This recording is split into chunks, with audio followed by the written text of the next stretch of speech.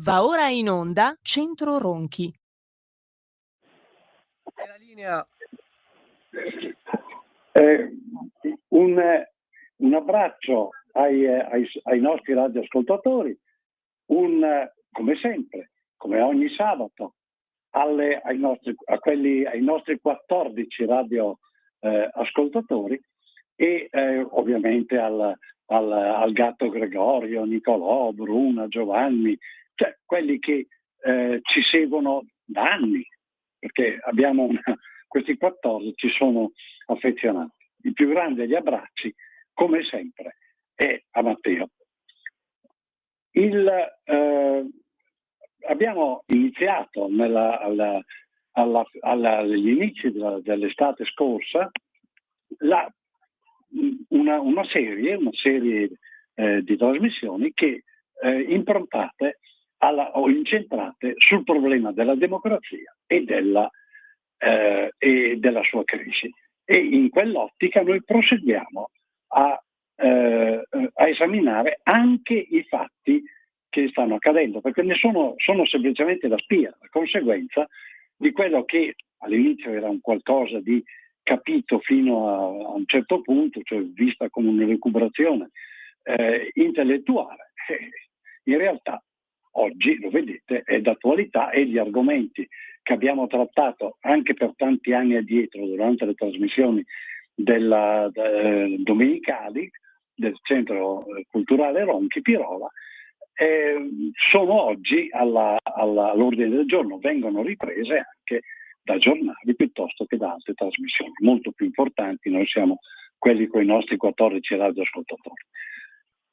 Abbiamo detto che è la fine di una fase di civiltà iniziata con la fine della seconda guerra mondiale e ieri direi, chiusa da quelli che sono gli accordi palestinesi, accordi di guerra. Il neoeletto presidente Trump ha iniziato a chiudere condizionatamente, perché questo va precisato, chiudere condizionatamente il fronte bellico del Mediterraneo e evidentemente ha già in tasca un accordo più o meno definito, comunque a grandi linee sicuramente definito, per la cessazione della guerra sul fronte ucraino. Questo è il quadro che si prospetta. È un quadro che ci dice che la guerra complessiva, quella comprendente sia il territorio ucraino che il territorio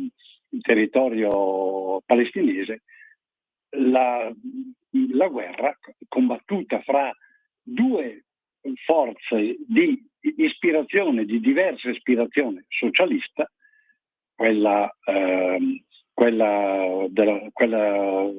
russa ancora di tendenza social comunista, quella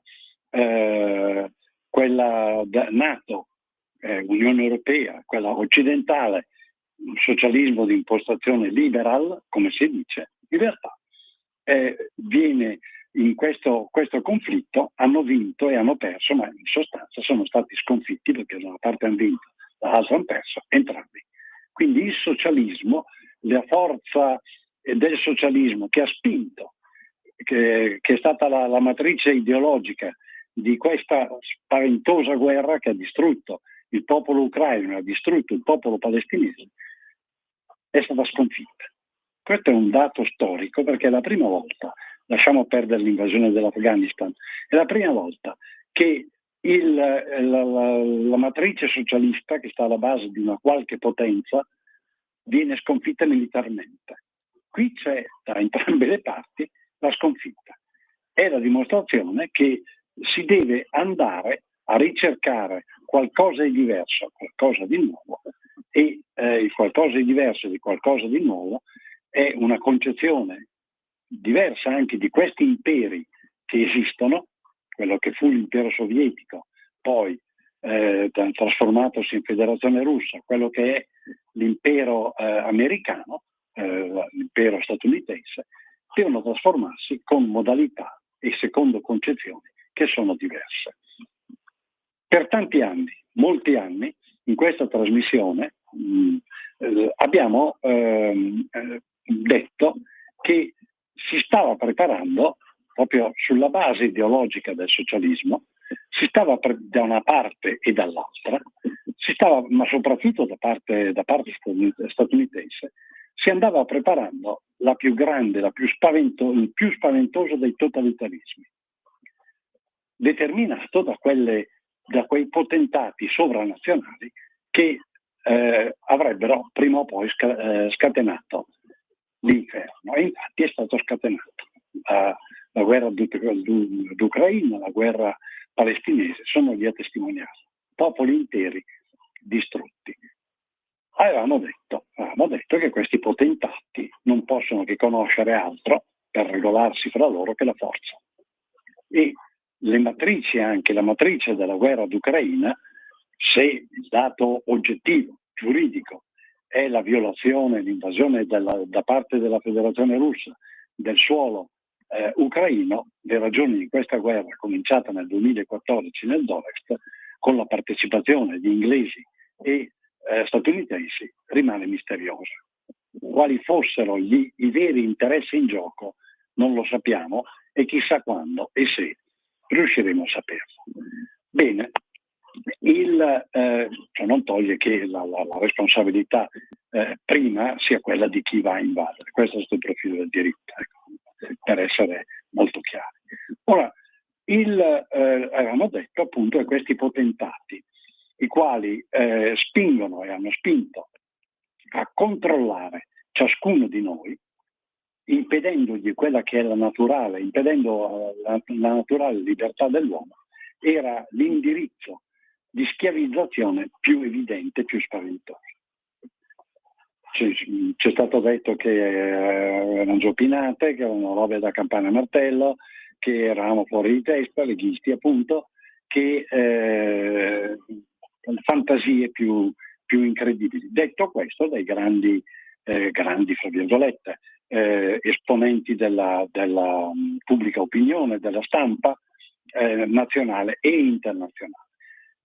Alcuni per la verità qualche dubbio l'avevano, però quelli erano gli studiosi, i giornalisti, i divulgatori dicevano questo. Dicevano questo in malafede, e questo bisogna dirlo, in grandissima malafede, tanto che la conferma definitiva ce l'ha data proprio ieri, ancora ieri, nel momento in cui vengono annunciati gli accordi di cessazione per la cessazione del conflitto sul teatro mediterraneo palestinese. La conferma viene dallo stesso presidente attualmente in carica, tuttora in carica fino a lunedì, degli Stati Uniti d'America, Joseph Robinette Biden, detto Joe Biden. Ora, cosa ha detto questo? Questo signore che ha governato, che è stato formalmente a capo della più grande potenza militare del mondo per 4 anni, pur essendo ormai certo che già fin dall'inizio, per ragioni giustificabilissime, fisiche, di malattia, non era in grado di gestire una carica di tale importanza. Lui, ma però figurato, risulta essere lui, quindi la domanda è: chi ha governato in effetti negli Stati Uniti d'America per 4 anni? E la risposta è l'oligarchia del Partito Democratico, del Democratic Party, piuttosto che insieme a questi potentati sovranazionali che hanno fatto il bello e il cattivo tempo, imponendo le regole che più loro aggradavano, così come ha confermato uno di questi qua, non mi ricordo più chi sia, quello che sceglieva quali notizie dare, quali notizie impedire che arrivassero alla gente. Zuckerberg mi pare sia il convertito, adesso si è convertito. Ora, la conferma di tutto questo l'ha data lo stesso presidente Biden, il quale ha detto, ha prefigurato la sciagura, siamo davanti alla possibilità che dei poteri enormi. Il suo riferimento è Musk, cioè colui che prima era dalla sua parte e ha rotto il quadro d'azione da quella parte trasferendosi da questa, forse perché si sentiva più bravo degli altri, forse perché là era uno dei tanti e voleva essere il primo, ha intuito che sarebbe saltato il sistema e è andato dall'altra parte. Adesso il Biden, anche qui dico in perfetta malafede, dice c'è questo pericolo, che la democrazia, democratos, il potere del popolo, venga meno. E quindi perché? Perché c'è un sistema, si stava creando e si è creato un sistema di totalitario, di controllo della vita della gente. E questo è un problema della democrazia. Il rischio è quello di essere schiavi. Come avviene come si è instaurato, come si è creato questo potere? Dice sempre il presidente attualmente in carica degli Stati Uniti, la maggiore potenza militare del mondo, dice attraverso un sistema di fake news, cioè attraverso un sistema di falsificazione della realtà. Falsificazione della realtà che noi per anni, anche qui presi sotto gamba, abbiamo detto e abbiamo chiamato col suo nome specifico, disinformazione. Attraverso un sistema scientifico di disinformazione, che è quello fondato nel 1939 con l'istituto Andropov da Stalin a Mosca, attraverso il sistema della disinformazione tu fai credere quello che non c'è. È un sistema scientifico mediante il quale la verità viene alterata. Attraverso questo sistema scientificamente adottato si creano i totalitarismi. In particolare si crea un totalitarismo come quello che Biden dice è oggi un pericolo. Era stato creato da lui, era alle sue spalle, lo conosceva perfettamente ed è stato creato per anni, per decenni, dall'oligarchia del Democratic Party. I vari Clinton, la Clinton, lui e lei, Obama, Biden, creato da loro. Questo sistema di spaventoso totalitarismo oggi è stato rotto nella sua compattezza. Quindi c'è qualche speranza che non si, però la possibilità, la potenzialità perché si riformi c'è. Perché non è che da un lato che Trump sia il Sant'Antonio da Padova della situazione, San Donaldo della situazione, non è è un immobiliarista, è un magnate immobiliarista, quindi più legato alla realtà territoriale, però teniamo conto che atteggiamenti o comunque questioni discutibili a suo riguardo ce ne sono quante se ne vuole. Quindi anche se mette la mano sul fuoco abbiamo scappato il pericolo del totalitarismo più spaventoso al mondo, no? Potrebbe ancora riformarsi, infatti si vede che armi e bagagli, tutti coloro che facevano parte di questo insieme, di questo progetto di dominio dell'Occidente, al di sopra di ogni potere del popolo, al di sopra di ogni potere dello Stato, e le guerre sono lì a testimoniarlo, è tuttora esistente. Le guerre sono lì a testimoniarlo e la dimostrazione è che cambia il comandante in capo della maggior potenza militare degli Stati Uniti e la guerra cessa. Questo vuol dire che la volontà e il potere dei popoli conta proprio zero. Qui cambia la questione, cambia la situazione, viene meno il potere totalitario di quell'insieme che stava alle spalle del presidente che adesso dice c'è questo pericolo, era creato da lui era uno degli autori, uno dei responsabili quantomeno, sempre nel limite delle sue capacità. Questo pericolo c'è tuttora, però viene meno, i popoli contano niente. Adesso, con la frattura di questo sistema, i popoli contano di più. Ma come fanno, come possono i popoli per far valere il loro potere democratos, come possono consolidare l'impossibilità, la difficoltà perché si riformi questo totalitarismo spaventoso? che è letteralmente spaventoso. Voi lo vedete, non riuscite più a avere nessun rapporto se non a tramite digitale spinto al massimo. Digitale spinto al massimo è l'annullamento della possibilità, della creatività, della libertà contrattuale dell'uomo. È assolutamente. Quindi è qualcosa che va rivisto nel profondo. Bene, qual è? L'unico. Da un lato, venendo meno la creazione, il sistema satellitare, diciamo, che si è creato dalla fine della seconda guerra mondiale. Da una parte il Sole, Russia, attorniato da satelliti molto vicini che sono caduti sul pianeta principale e l'hanno fatto collassare. Il sistema sovietico, e dall'altra parte il sistema americano più libero, con dei pianeti che giravano intorno più liberamente, ma che attualmente evidentemente non è più in grado di garantire quel tanto di libertà ai pianeti che stanno intorno che era richiesto. Lo dice Biden, l'ha detto Biden, l'ha dichiarato lui. Ora, per quello che ha fatto lui, per quello che ha fatto il suo partito del quale tra l'altro è emanazione l'attuale segretaria del PD, la dottoressa Schlein, politicante del New Jersey, di famiglia originariamente ebraica, ma del New Jersey, e dimorante in Svizzera, dove ha il suo team. Quindi la dottoressa Schlein, tra la quale non ci siamo mai battuti più di tanto contro, perché il livello intellettuale è valido, quello che sta alle spalle, quello del suo team, e è lì come commissaria di questo partito in relazione a quello che era il disegno totalitario. Quindi il socialismo poi non si smentisce mai, ha come scopo all'epoca marxiana la dittatura del proletariato. Oggi come oggi è dittatura di qualcos'altro, ma dittatura sempre è. Lo scopo finale è sempre quello lì, non è che ce ne sia un altro, e l'ha dichiarato, ripeto, a chiare lettere Biden.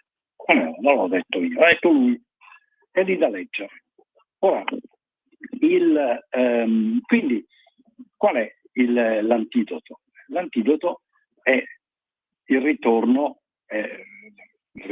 al pensiero di chi vede, al di là di quello che pensa, di quello che crede, ma vede la struttura della società come qualcosa da vivere, da controllare pezzo per pezzo, nell'intimità di tutte le formazioni sociali della società, a partire da quella naturale, la più naturale, la famiglia, per arrivare alle associazioni, per arrivare ai consigli comunali, alle formazioni politiche.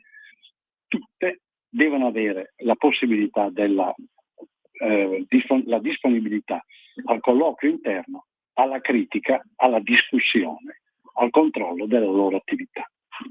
Quindi, qual è la parola di sintesi rispetto a questa possibilità che evita la schiavizzazione, che evita la dittatura di questi potentati oggi, e il totalitarismo più spietato e più spaventoso. Si chiama autonomia, cioè il fatto che ognuno possa pensare con la propria testa, autonomos, la regola che ciascuno dà a se stesso, nomos se autu, torniamo al greco, torniamo alle basi, e autonomia, che significa anche la necessità, avendo pensato, quindi essendo responsabili di quello che si pensa, che si dice, si fa, andare a contattare, a parlare, a discutere, ad agire con gli altri. E quello si chiama federalismo. Cioè si stipulano dei patti, degli accordi, perché c'è sintonia, c'è la possibilità, la naturale possibilità di scambio tra persone. Teniamo conto che ciascuno di noi non nasce da solo, è sempre frutto di una relazione fra più persone. Quindi la relazione fra più persone è insita nell'umano. L'uomo deve pensare come soggetto, ne è responsabile, deve essere autonomo fin dal basso, deve essere autonomo e esercitare questa autonomia nella relazione con gli altri, accordandosi con gli altri. L'accordo con gli altri in politica si chiama federalismo, e il patrimonio di dottrine politiche in questo senso della Lega è enorme, non è tirato fuori, non è neanche conosciuto dalla gran parte dei parlamentari, ma c'è. Si tratta di andare a vedere in cantina e di spolverare quell'attimo che forse in questo momento viene buono. Ora,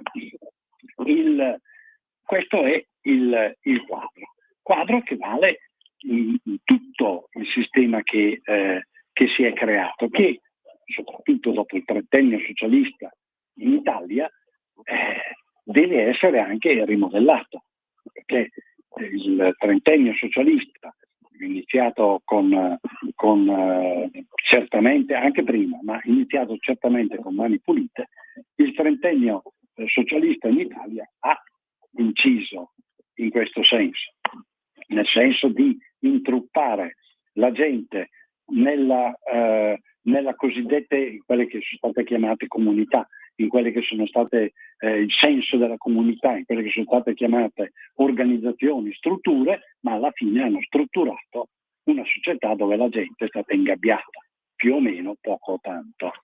Si tratta di tornare a riacquisire il senso della propria responsabilità, quindi della propria autonomia in tutti i sensi.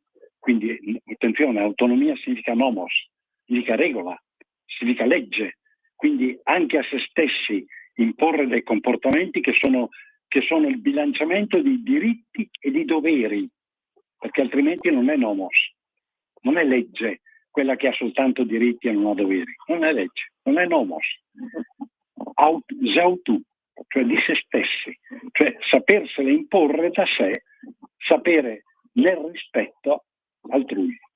Questa è l'autonomia. L'autonomia come base perché? Perché affinché ciò che avviene, ciò che viene fatto anche in politica, possa essere controllato.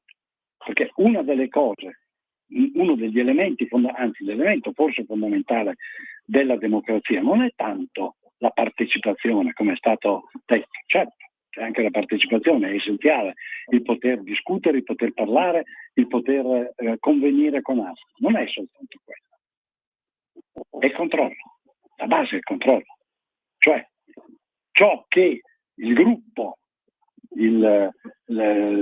quindi in questo caso, che ne so, il partito, piuttosto che l'amministrazione pubblica, piuttosto che l'associazione fa, una di queste fa, quello deve essere oggetto, essere passibile di facile controllo da parte di tutti, perché è nell'interesse di tutti.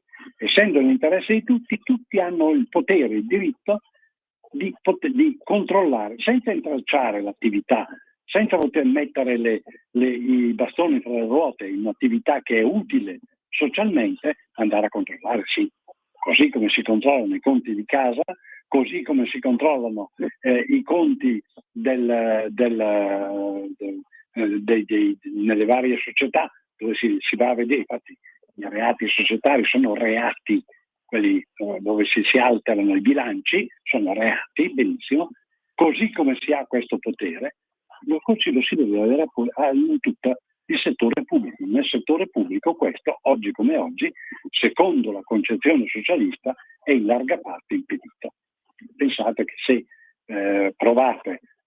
chi di voi ha provato ad impugnare anche la più pazzesca delle decisioni di un comune, prese dal Consiglio Comunale, deve, tanto per cominciare, mettere in conto delle spese enormi sotto il profilo legale, primo. Quindi già quello esclude che tu possa andare a controllare. Secondo, andare a controllare è sempre un controllo fatto per modo di dire, devi spiegare perché lo fai e come lo fai, e soprattutto c'è anche chi può dire no, tu non controlli. Cioè alla fine l'effettività del controllo non c'è. E la base della democrazia è, da un lato, il sapersi regolare da sé, quindi l'autonomia è l'elemento base, è portare nei territori quelli che conoscono gli interessi di coloro che ti sono vicini, portare nei territori la gestione di questi interessi, perché questi interessi possono essere più efficaci. Uno lontano, un centralista, era il sogno dei centralisti, tutti i centralisti, nessuno escluso, di avere un luogo quasi divino da cui si regola tutto quanto, è un sogno socialista. È il sogno socialista. E infatti non per niente, l'abbiamo detto tante volte, infinite volte. Adesso anche questo è finito sui giornali, in effetti qualcuno comincia a considerare che tutte le più grandi disgrazie del Novecento, dal fascismo al comunismo, all'attuale situazione di scontro socialista, la guerra che chiude, si replica dopo la fine della seconda guerra mondiale, questa hanno a che fare come matrice col socialismo. Gran caso, socialismo che è di per sé centralista. Quindi il centralismo uguale, prima o poi, uguale dittatura, uguale totalitarismo. Questo è più o meno il quadro. Questo è anche nella loro teoria. Perfetto. Attraverso uno smembramento di questo centralismo, attraverso la possibilità di poter controllare effettivamente sul territorio ciò che viene fatto dall'altra parte di chi sta sul territorio, di sapere quali sono le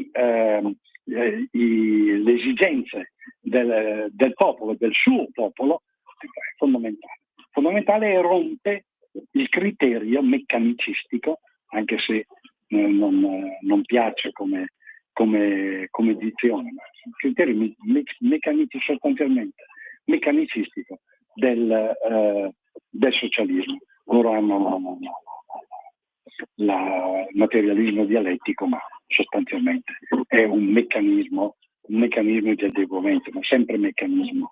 Benissimo, un meccanismo centralizzato uguale totalitarismo. L'ha detto ieri il capo, quello che era a capo di una situazione di questo tipo, che si è formata e che adesso può rivoltarsi contro di lui e che quindi lui annuncia come pericolo. Però è un pericolo effettivo. I rimedi sono questi qua. I rimedi sono ancora gli antichi rimedi di 40 anni fa, sotto il profilo politico. Autonomia, federalismo. E siamo qui a dire seguiamo questa strada perché ci è stato detto ufficialmente che c'è un incombente rischio di totalitarismo. L'incombente rischio di totalitarismo ci ha detto il Presidente degli Stati Uniti, la maggior potenza militare, e noi da 40 anni fa ci avevamo pensato e l'avevamo tenuto. Bene, una pacca sulle spalle ancora al nostro Matteo, un saluto al gatto Gregorio, a Bruna, a Nicolò, a tutti i nostri amici radioascoltatori, un abbraccio e viva la libertà, perché noi siamo la libertà. Avete ascoltato Centro Ronchi.